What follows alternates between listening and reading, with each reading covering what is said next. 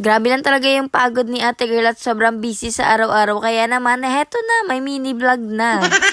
Simulan natin ang araw natin sa pagdidilig ng mga halaman. Gusto ko na nga ginagawa to tuwing umaga tayo magdilig ng mga halaman ko. Kasi nga tignan mo naman, nakikita ko kung paano sila lumaki. Ayan na nga yung konting update sa mga halaman ko. Tayo yun yung kangkong yun nasa plant box na pa-square. Tsaka na nga lang ako magsisinigang kapag malalaki na yung kangkong na yan. Heto nga't bababa na rin kami, nakaligo na rin nga ako niyan pero hindi nakapagsuklay. Grabe, dami ko lang talagang ginagawa lately ate, kaya naman hindi ako gaano nakakapag-post ng mga mini vlog. Ilang araw din kasing sunod-sunod yung pagdaing ko kaya naman walang pahinga yung kamay at likod ko. Huwag titigil hanggat hindi tumatagos sa pader. Bumaba nga lang din pala ko niya sa palengke para naman kahit paano magawa ko pa yung mga gagawin ko. Maglalamayo pa nga kasi ako niyan dahil hindi ko natapos kagabi dahil 11 na talaga yun. Hindi na matutulog.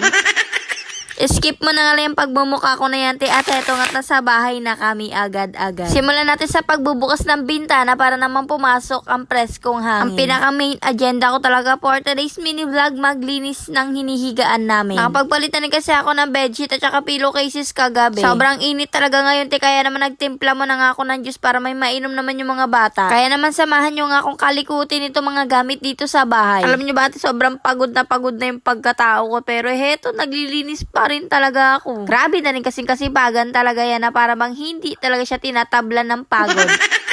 Na para bang pinanganak siyang robot na hindi nakakaramdam. Manhid yarn. Wala rin naman kasing iba gagawa nito kundi ako lang din. Alam nga naman mama mo. Girl, hindi mo kinakaya, sobrang aesthetic na ng mga lamesa ko dito sa bahay. Sticker lang sa kalam. Nagwalis-walis na nga ako nito para nga maiangat ko muna yung kutsyon bago ko ilipat yung kama. Ate, tama ba yung sinasabi ko?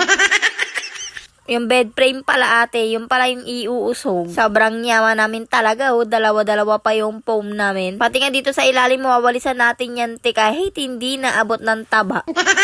Kailangan talagang pati ilalim mawawalisan natin kasi nga masyadong maraming alupihan dito. Hindi na nga muna ako nagmamap ate kasi wala nga kaming map. Bala ko nga kasi pinturahan na lang yan yung sahig namin para naman magkaroon ng kulay. Diba yun naman talaga ngayon yung nauuso ate, yung pinipinturahan na lang pati yung sahig. Pinag-iisipan ko pa nga kung ano magandang kulay ng pintura ang ilalagay dito sa sahig namin. Gusto ko ngayon matingkad at maliwanag tignan. Ate, matingkad pero wag kulay pink. Kailangan talaga matingkad kasi nga pag nagparugtong na kami dyan sa harapan, baka kasi dumilim na dito sa kwarto. Pinunasa ko na nga rin itong shelf na ito. Ang tagal na nga nito sa akin pero tingnan mo naman sobrang tibay. Kapag nga malamig ang panahon nagmo-mold nga pala itong ganitong klase ng shelf. Kaya kailangan talagang alaga siya sa punas. Pagpapalitin ko na naman sila ng pesto nung aking cabinet.